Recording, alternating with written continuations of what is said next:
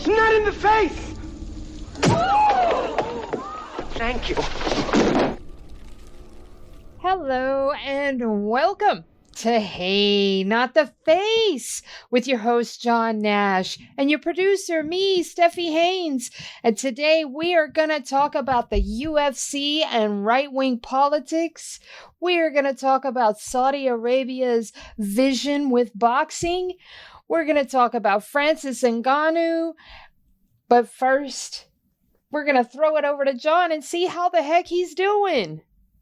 Good. Trapped here. It's we were recording on Sunday, Academy Award night, and traffic is atrocious around my place because I live just a couple blocks from where they do the awards. So it is just a madhouse over here. I've been stuck in my home all day. Have you paid any attention to it?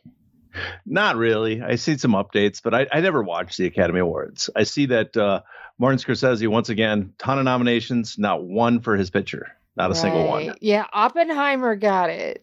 Oh, yeah, I knew that was going to run with it. The one I was surprised a little bit with is I thought Lily Gladstone would win for Best Actress. But Emma Stone was good. I mean, I just thought, I personally, and for the Oppenheimer, I thought De Niro was better in Killers of the Flower Moon than Robert Downey Jr. was in Oppenheimer. But that's personal. It's all subjective. Indeed. So I guess the first thing we should start with is it's sort of a large elephant in the room, and that is what happened with Bloody Elbow. And for our listeners out there, I'm sure you've all heard that the site has sold to a company called GRV Media. It is a UK company, and it's basically a content farm. It's there to just put out the most sunshiny UFC headlines available. But one of the first things that happened was all of John's content was wiped. And then all of Anton's content was wiped. And if you know anything, you know that Anton and John worked closely together on those articles. And a lot of the articles that Anton put out under his own byline were from content he was able to mine from documents that John brought to the forefront. So there you have it. That is it in a nutshell. Wow. I did not know the Bloody Elbow. It was sold and went under. That's news to me. Oh, is it? I'm just kidding. Well, since I was not staff. I was only a independent contractor with Bloody Elbow. I submitted very rarely. And if you know, we have a Substack on not a Substack, a Slack account. That's what they're called, a Slack account, which I rarely participated in. So I learned of all this basically just through Twitter. And people contacted me. So I was out of the loop for much of it. So, but Steph, you worked there. You were much more involved in many ways than I was. Can you give us some detail? What the hell happened? Why did this company, this mainstay of the MMA media space, suddenly get bought out? From what I understand, Google's algorithm changed and stuff changed, with the space in general. AI came in, blah, blah, blah. And basically, Nate says he was hemorrhaging money and just was unable to keep making payroll. Like he said, he sold the site so he can make the last month that we worked, which was February, so he can make the payroll for all of the staff. It feels like maybe there was a little bit of a panic there and everything, but from what I understand, it was, Nate was hemorrhaging money and he wanted to make sure that he was able to pay everyone. And so, yeah. That sounds like a legitimate explanation because, and I'm not being sarcastic, because a lot of companies, people might know, a lot of media companies have been going under the last couple of years. And one of the big problems is Google and Facebook for years was stealing our content, not, our ad revenue, not our content, but the ad revenue for media sites. Right. And so you would be starved of media rights. And then what Google started doing, this has been, I tweeted an article about this. They started putting strict rules on what the search engine, they didn't want anything controversial. And some of it seems like they're almost curtailing to big corporation when they did this. And that would line up exactly with what Nate said about the Google search thing. But I don't know if you've heard, there's been a big conspiracy theory wrapped around this purchase of Bloody Elbow as well. Yes, indeed. I was going to ask you about that, what your thoughts on it were. Well, it's what's interesting about the conspiracy. It makes a lot of sense. And the conspiracy theory is basically this. Imagine there's a huge potentially multi-billion-dollar class action antitrust lawsuit underway, right? And you have it going to trial in only 4 to 5 weeks. And one of your concerns is when this gets to trial, one is that the jury, because it's a jury trial, might look up on the internet about stories about the case. And even though jurors are instructed, they're not supposed to do investigation on their own. They're not supposed to search the web over the stories and supposed to stay away from stories about the case they're on. It's almost impossible to stop now. There's some papers and stuff about that because of the internet, because of cell phones, because of all that people, and they're back in the room at night, they're going to find a way, and they might just find a way to find stories and articles about the case. On top of that, the public will hear about this case for the first time, and they might start Googling, looking up and say, I want to read more about the case. So you have a kind of a public relations dimension. And then maybe even potentially even worse is the media, the mainstream media, who really doesn't follow the UFC that closely. They might get assignments. Some of the reporters might get assignments to look into this. And the first thing they're going to do is Google information.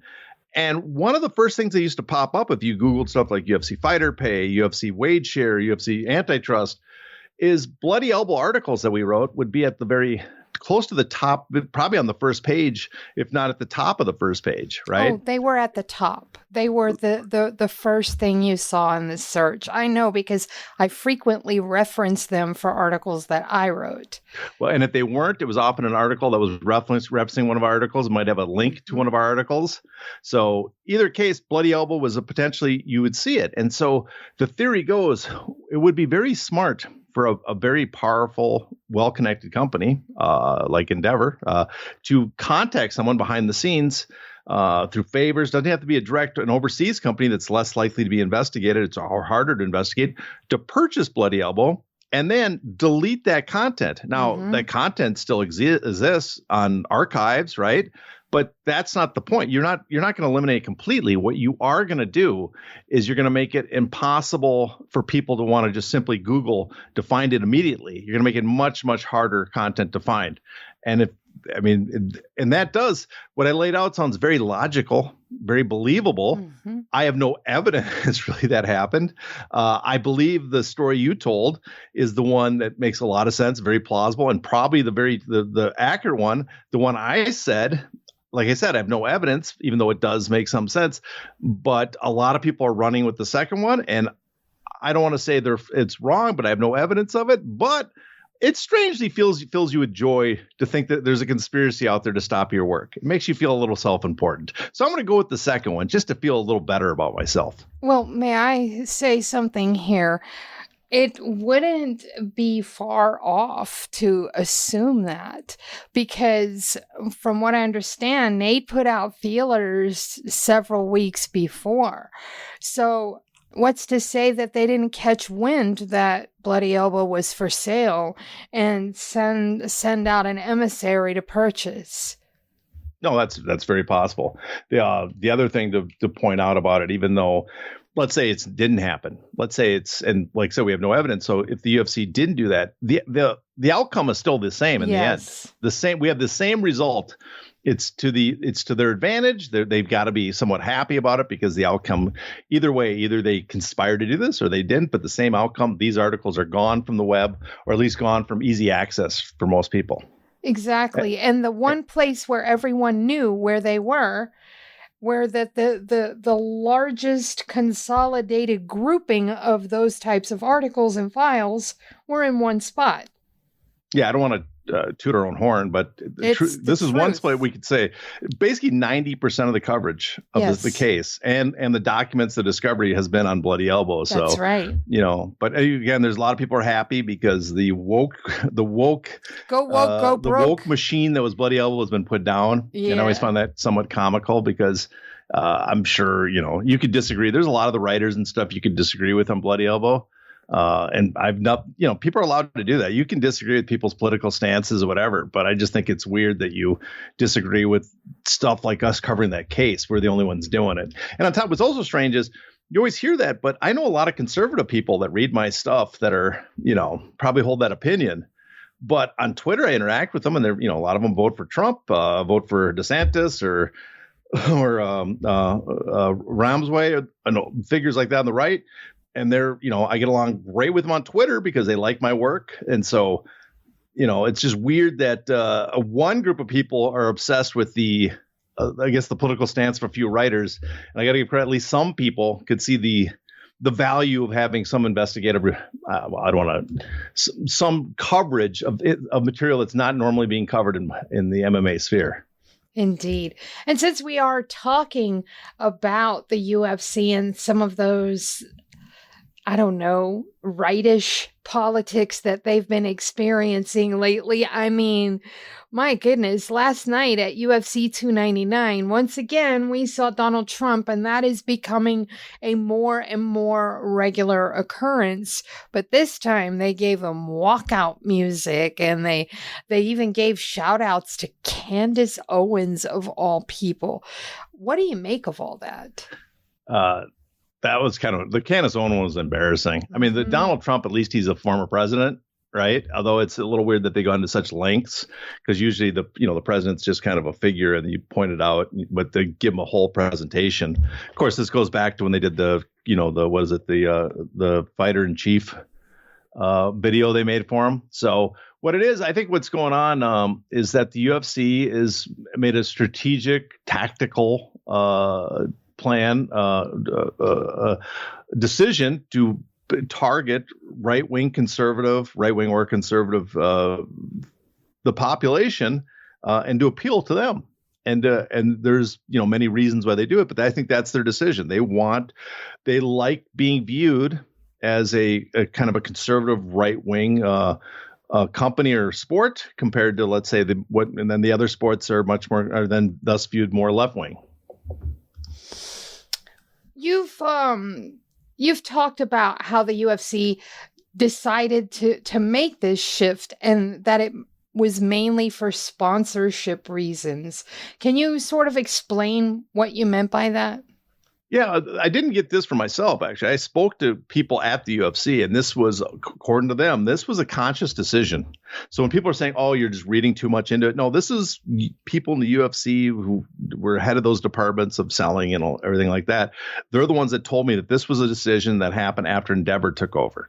And what happened, apparently, is after Donald Trump spoke at the Republican National Convention 2016 in support of Trump, and several UFC fighters were publicly in support of Trump. And then on top of it, you had in the NFL and the other sports, you had the Colin Kaepernick situation where the kneeling, remember that? It was a big outrage, big backlash.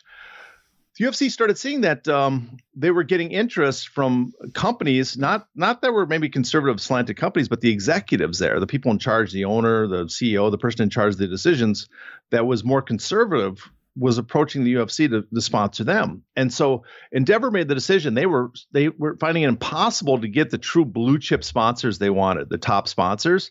And so they made a decision because they needed sponsorship money as bad as possible at that time, right after they bought the UFC, because they hadn't got the ESPN deal yet. They're just drowning in debt.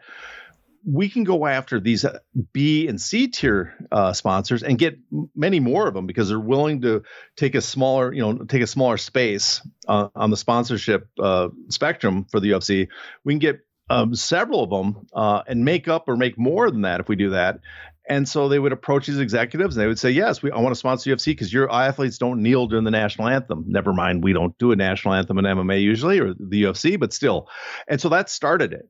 And then And that started, and it kept rolling. And now the UFC's found them place because they're so identified kind of as a conservative company that major blue chips like Anheuser-Busch now approach them to regain their conservative bona fides after there's a rejection by the conservative consumers. And so they can get huge deals from that. So they're gaining from both. They're getting from conservative companies like, and I guess, Black Rifle Coffees and recent one? Yeah. Black conservative branded coffees that want to be known as being conservative, or conservative run companies, as well as companies that are trying to appeal to more conservative right-wing consumers like Anheuser-Busch. They're getting all of them. So it's actually paid off because we look at their sponsorship money, even with very few blue chip A-list sponsors, mostly just B and C. They're just rolling in sponsorship money. They've drastically increased their sponsorship money. I mean, they are even telling random fans, for the right price, you can get your name on a piece of the octagon. And they frequently zoom in on those names to illustrate that, yes, your $3,000 or $5,000, whatever the cost is, to put your name here. It's gone to work. Look, there's your name. And they zoom in on that stuff all the time. And there's always a lot of names on there.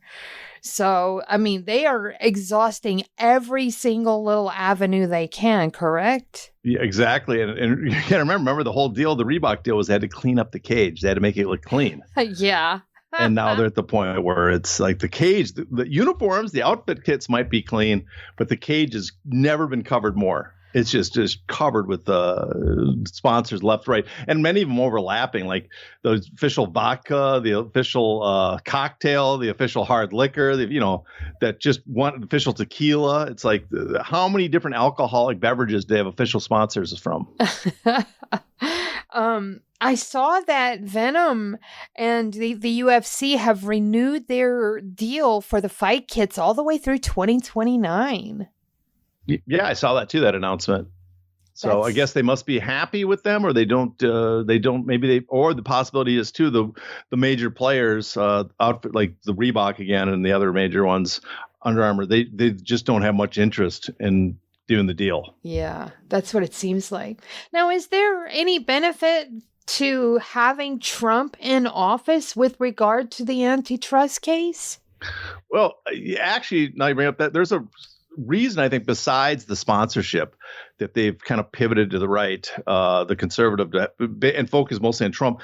There is a positive to having Trump in office, and we saw it before. Trump just has policies that are friendlier to the endeavor than the UFC than potentially the Democrats would. Actually, the Democrats obviously don't right now, and you can just see in their positions in the administration. People got to remember one of the prime examples. There's if people might not know the name of Macon Delorme. He was in the Trump administration. He originally was in the Bush administration as in the antitrust division of the Attorney General. Mm-hmm. And then he went to become a lobbyist after that for Brownstein, Hyatt, Farber, and Schreck. And one of the clients of that, one of the people he lobbied for was the UFC. And then Trump got in office and he returned as now the assistant attorney general for the DOJ antitrust division, which is the top position for antitrust in that. That's the position Jonathan Cantor holds right now. And you sometimes see him on, Jim Cramer raging about him and Lena Khan, how they're just going after big business. And after he left the Trump administration, he went back to a law firm, Latham and Watkins. And guess who is now the firm that handles Endeavor? Latham and Watkins. Latham and Watkins. So he is tied in tightly, goes back and forth from DC to major companies, and has been representing Endeavor, UFC and their owners for a while now. So they have a tight relationship. And he was kind of famous when he was in the DOJ for people would blatantly call it kind of corruption, where he would greenlight mergers and stuff with major companies or write amicus briefs on behalf of companies he lobbied for. Wait, stop for a second. Would you mind, just in case some of our listeners out there don't know what an amicus brief is? Okay, well, it's a letter on behalf of a plaintiff or one of the litigants in a lawsuit or case saying you're writing in support of him and here's the reason for your support. And him writing as the head of the DOJ antitrust division gives it extra weight. So he's basically saying the antitrust division of the DOJ says that this is the reason we think this case should be decided this way. Like this appeal should be picked up. So it has a lot of weight. He was writing these letters often on behalf of former clients he lobbied for. So you'd think that you wouldn't want to do that, or, and potential people he'd work for in the future. So it just did not look good. He was openly called corrupt. And I do know there was a concern some people had that why he was there, if Judge Boulware had granted class cert before Trump exited office and before he had left his position, there was a concern that when they appealed, he would write a letter on behalf of Endeavor, the UFC, Zuffa, for their appeal. But the bullware waited till after. I don't think because of to get past that, because he was waiting for a decision in the Oleon case. So there's a prime example of where Trump benefits. There's a figure like that obviously gives them some protection in antitrust.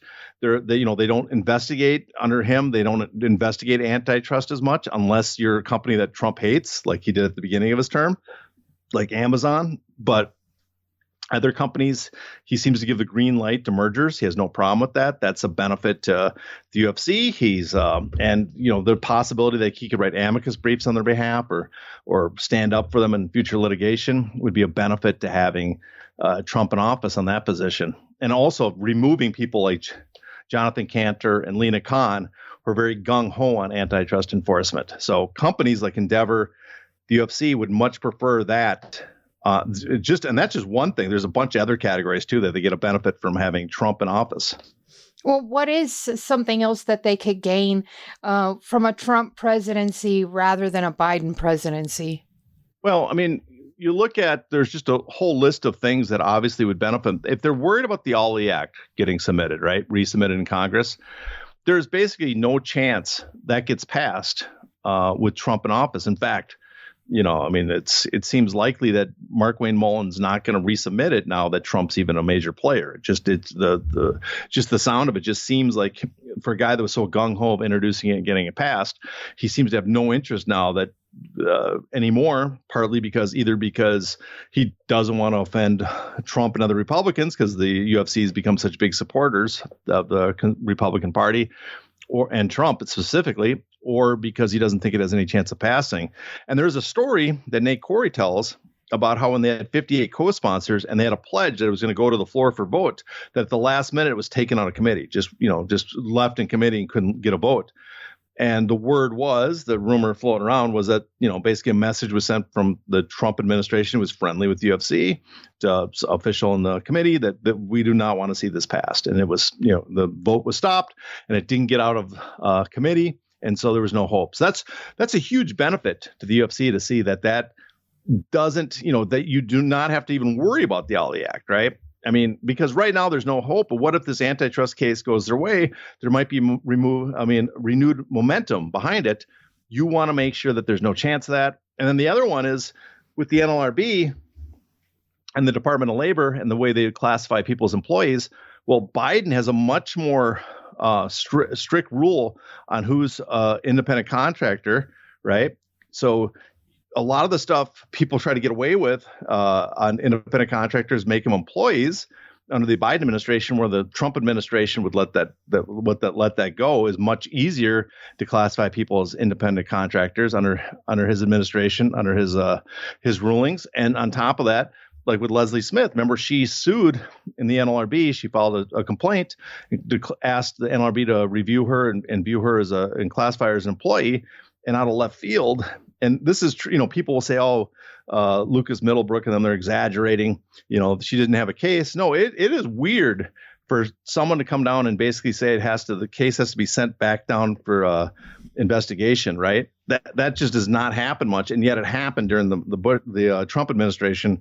And the thinking is, and it seems a strong possibility, that someone from the administration is the one that sunk that attempt by her. So all those are stuff that would favor, in the UFC specifically would favor the UFC is having a Trump administration. That doesn't even count the corporate tax breaks they expect. I mean, there's a reason, if you want an example of this, there's a reason why Elon Musk is going nuts about immigration on Twitter.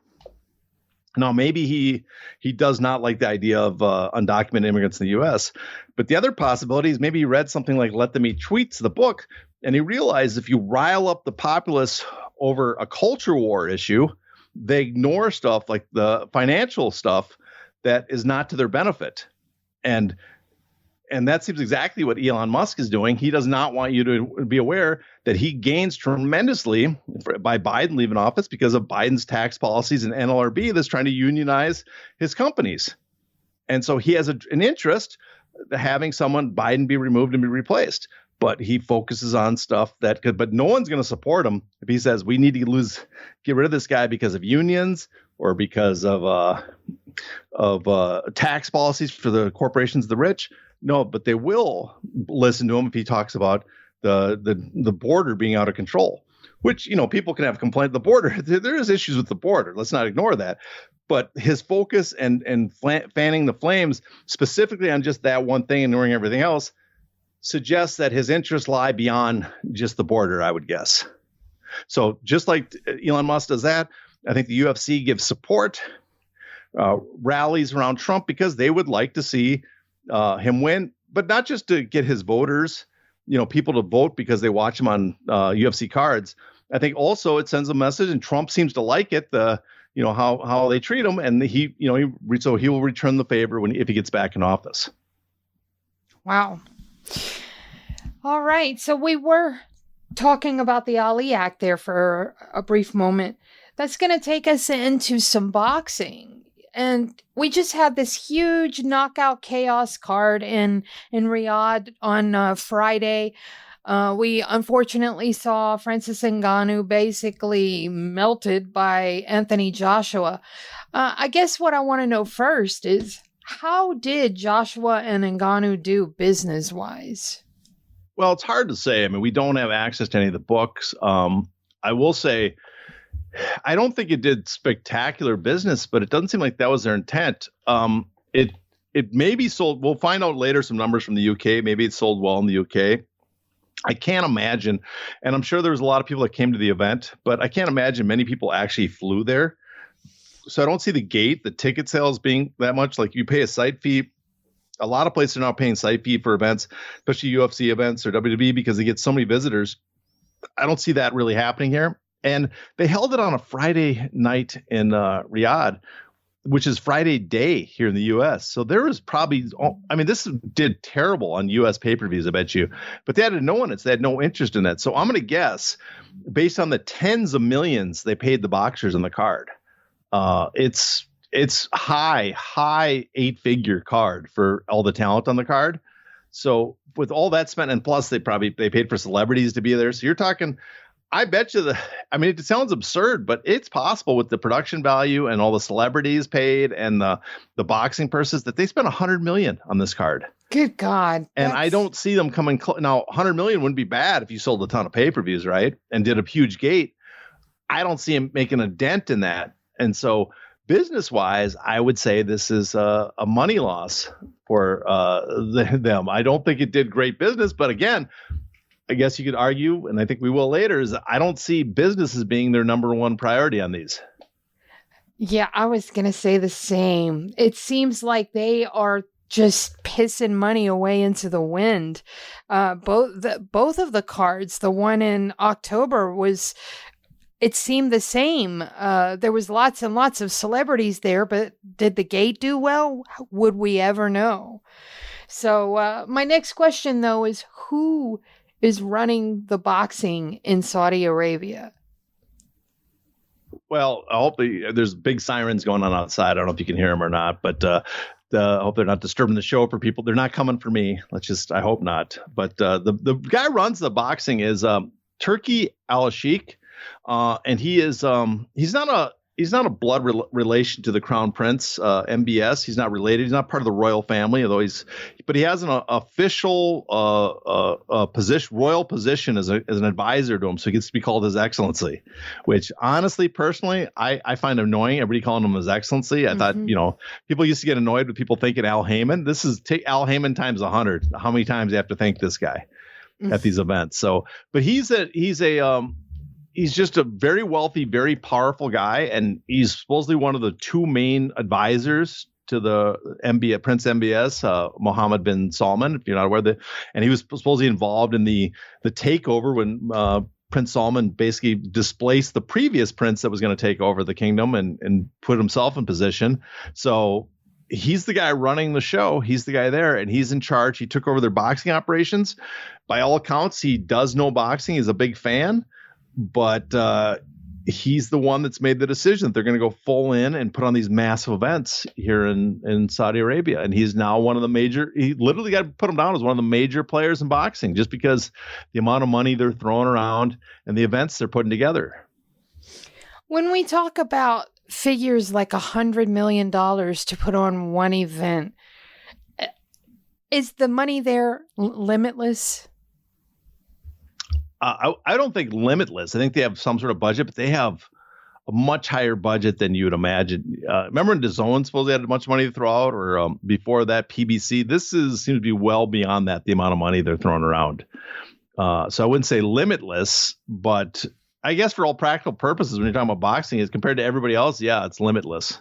I mean, PBC, the first year they were in business, they lost $800 million. Well, no, they didn't lose that in the first year. Over several years, I think they went through over 500 million total. Oh, I thought I read in a report that it was like 800 million. Well, that was the Waddell and Reed. That was their total losses during that period. But I don't think you can put them all to PBC, and I don't think it all was cash either. Okay. And again, I'm not to go on a tangent here, but the PBC thing too was what's weird is people thought, oh, the PBC bankrupted this company and lost it, and they did. They did burn through 500 million capital investment. But what's forgotten is in their own report, it was a moonshot. They called it. It was a very risky play, and they failed to do what they wanted to do, which was get a huge TV deal at the end. They did get a TV deal with Fox, but not this massive TV rights deal that they had planned. And I think even PBC would say in hindsight, they made some mistakes. But it was the whole point was it was a moonshot to get that. There was a big gamble, but if it paid off, the rewards would be immense, and it failed to happen. So, but compared to that, they're spending more here, and I don't see the returns. And it's also interesting too. They seem to have no focus whatsoever in the U.S. In fact, that's one reason why, U.S. based boxers seem to not be going to Saudi Arabia, right? You don't see Canelo fighting there yet. You don't see Tank Davis. Because the U.S. market is so big and there's still pay-per-view here, that's one thing is maybe they decided not to offer the kind of money that can rival the pay-per-view in the U.S. And also maybe because I think they're not focused on the U.S. market at all. What they're doing is much more for their region and Europe and not the U.S. So because otherwise they would have held that event Joshua versus Ngannou because there was a lot of Google searches for it during a time when Americans could watch it and pay for it. Now, would you consider this sports washing, especially since it seems like they don't really give a shit if these things sell out or anything? It seems like they're doing it solely for themselves. Yeah, it's weird because on one hand, okay, they have this whole project underway, Saudi Arabia, to reshape the country, and they got all these. If you're a listener from the region, I got to criticize your government because I think stuff like the Neon City and these endeavors, the line, all these things they've announced they plan on kind of doing seem like colossal wastes of money. Mm-hmm. Even the boxing stuff seems like a colossal waste of money. It just does not seem like a good endeavor if you're trying to increase business and desirability in Saudi Arabia right now. I don't think it's well spent money. And on top of that, I mean, the sports washing part, I could see it with golf and F1, and Formula One racing and stuff that are more Main Street sports, but you don't gain much to your prestige level with boxing, right? People don't look at you on a sport where we had Daniel Kinahan involved just recently, right? And just a long list of mobsters and criminals and terrible people in boxing. Bob Arum was holding events in in South Africa. Does that make South Africa look good? I don't think so. And I should know he held events in South Africa back in the apartheid era of South Africa in the late 70s, early 80s. I don't think it helped South Africa. So having boxing come, to me, I think it would do less as sports washing, unlike the other things, to make you look good and open to business, as would make you look seedy. So that's just me speaking. But I think much more, truthfully, I think in many ways this is targeted to the regional audience. Mm-hmm. That Saudi Arabia, instead of, when we look at it, they're doing, especially with boxing, they're doing these events, sporting events, because they're trying to build up a sporting market. They're not built. It doesn't look like they're building anything that makes money for them, really, right? They're not putting out events that make money. They're not doing it these sporting events are not really transforming the opinion in the West. What it is doing is signaling everybody that there's a ton of money in Saudi Arabia and I want a piece of it, kind of like what China did when they opened up. So I guess that helps. But it doesn't make people blind to the Saudi, human rights violations. People just don't care when money's involved. But I think what it does do is sends a signal to the population, almost like, bread and circuses in Rome. Look at the entertainment we can bring you. Look at the prestige we can bring Saudi Arabia when we're in charge. And you young Saudi Arabians who want to be part of the world and not be considered this almost hermit kingdom in Saudi Arabia, like North Korea, we are opening up and we are the center of the world where we're bringing major sporting events and major events. So you can feel like you're part of an important country. So I think Kareem Sadan has done great reporting on this, but I think this is where maybe he misses it because just for me on the outside looking in, it looks much more targeted to the audience at home in the region and Europe as well, where they're much closer than America than the whole world at large. You know how they always say that nouveau riche people that come into fresh money, they always do the most extravagant, flamboyant things. Even though they're not nouveau riche, they've had money for a while. Their oil reserves have been fueling their economy for decades upon decades. But they sort of strike me as nouveau riche with the way that they just flamboyantly spend money on ridiculous things like boxing. Yeah, no, I think it's true. I mean, they are recently rich in the fact that it's post World War II that their economy really took off with oil. So it's not like they've been long time, generations back of wealth. This is relatively new for them. And I give them credit to the idea that they want to change the economy not to be dependent on oil because, we've reached peak oil and it takes up a huge part of their economy. And in the long run, it's just not going to be good for them. So it's smart to expand the economy and to invest that money into other things. But I don't know. It just doesn't seem from the outside looking in. It doesn't seem like money well spent if that's what they want to do. And in some ways we're fortunate because I think with the money they have, Saudi Arabia really could do more to take over boxing. They could easily do more to make them the center of boxing and compete not just in the region in Saudi Arabia, but also in the United States. So if you don't like the idea of a government controlling a sport, we should be thankful that they're just throwing money at purses and not working in a way that gives them complete control over the sport. Indeed. Would you say that they're looking to establish a foothold in one division, heavyweight? Yeah, I think they're definitely going for the heavyweight because that's the prestige for the world at large outside, outside of big boxing fans in United States and more countries that are more experienced with boxing, more knowledgeable. Heavyweight is it. That's where you get the audience. And I think that's definitely what they're going for. Final question on this. Do you think that there's a better plan for them?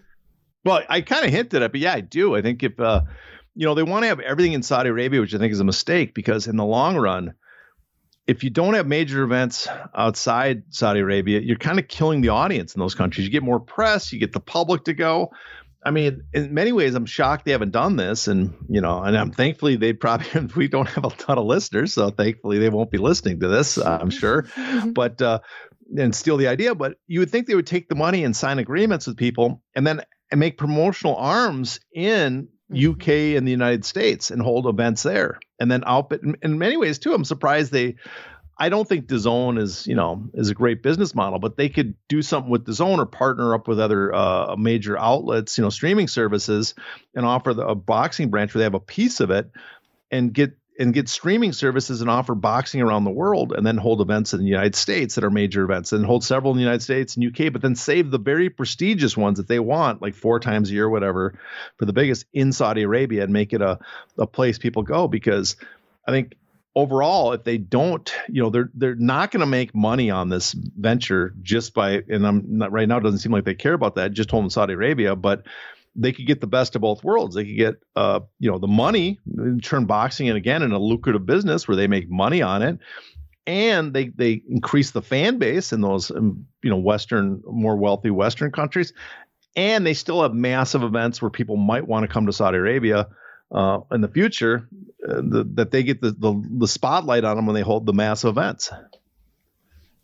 All right, I lied. I do have one final little tiny question about Francis Ngannou. I saw a lot of people out there saying that he made a mistake doing all this and that he's now killed his legacy. But then Anthony Joshua came out and said, you know what, Francis, don't leave. What you've done is miraculous. What you've overcome is miraculous. Don't leave boxing. You're not done here. What do you think? Well, I mean, he did get hurt badly. I wouldn't mind if he left boxing, tell you the truth, because right now it seems like the big money fights might be physically risky for him, like a Wilder fight or something. I mean, that's probably the next big fight. What about the rematch for Fury? He did so well. He did potentially, but his Fury after this fight, I don't see Fury coming back to him right away without him doing something to look good. Fury's got two Usyk fights, and then probably Joshua. So you're talking sometime next year, late 2025 would be the earliest for an Ngannou fight. By then, unless he's done something to rejuvenate his boxing career, I think Fury would just maybe move on. He's got the win on his record, right? Yeah. And the public interest wouldn't be there as much as it is now. So he is looking at, 8 figures in MMA. So it's not like the end of the world. He's going to make good money if he goes back to PFL. Depending how he feels, a knockout like that can really, it can really cause problems in the future. So I would really love for him and his team to sit down and look at his health and see how he's doing. If he's fine and he can continue fighting, then continue fighting and earn a lot of money.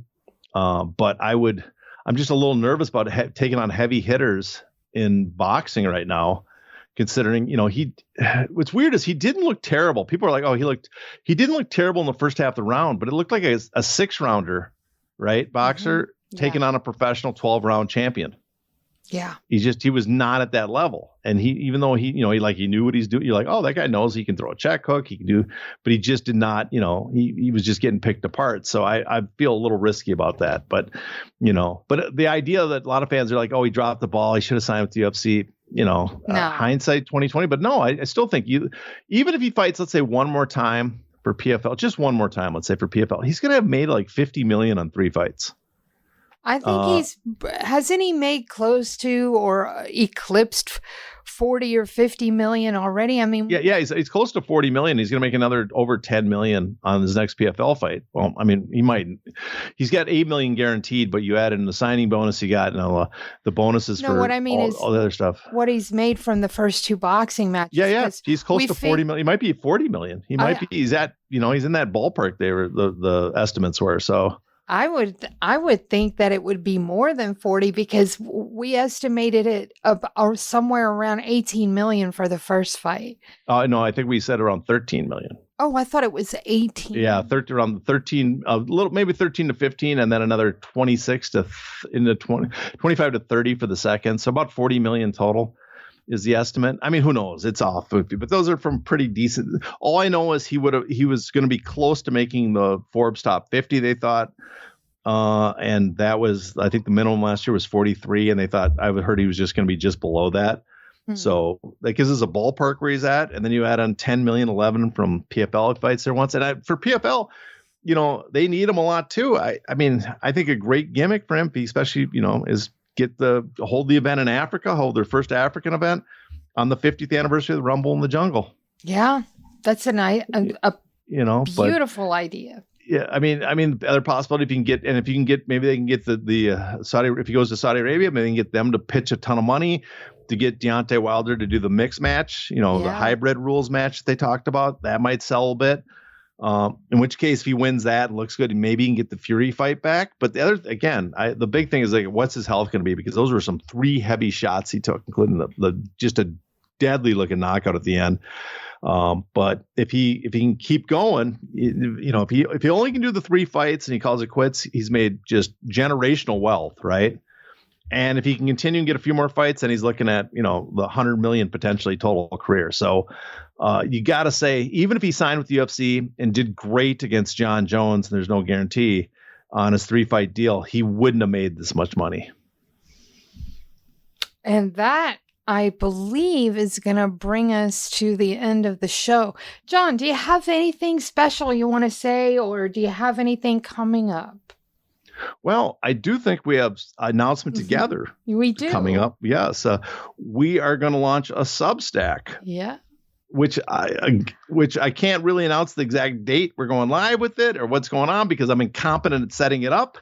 But we have a Substack. Do we want to give away the name for the Substack? Yeah, I think we should. Okay, we have a new name. It's going to be called the Combat Sports Journal, CSJ, for those who want to abbreviate it. It's going to have the Hey Not the Face podcast on it. It's going to have articles. It's going to have old stuff, our archives that we're retrieving that got deleted. It's going to have new articles, new sections on, the data, finances and stuff. It's going to have a subscription fee too. So I don't want to, guilt people into paying. I mean, especially for people that if you have financial struggles, I don't want to say I can understand if you can't, but if you can't afford the $5 a month, $50 a year, I'd appreciate it because I guess the amount of material we give you is dependent on the amount of money we generate because I cannot do this for free. Yes. So that's the simple truth is I cannot do this for free.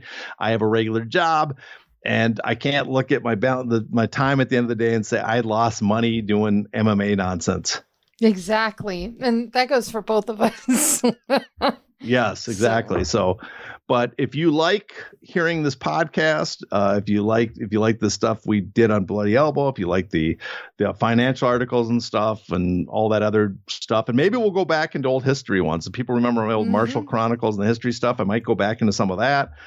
If you like that stuff, we plan on offering it on the Substack, which again, I think it's up and running, but I don't know if it's running properly. I'm getting emails that I might have set stuff up wrong. So you got to bear with us the first couple of weeks, but after that, it'll be running smooth. So on that fine note, we are going to wrap the show. Y'all already know the drill. Until next time, please stay safe. Ow! Ow! Not the face! Ooh! Okay, the face!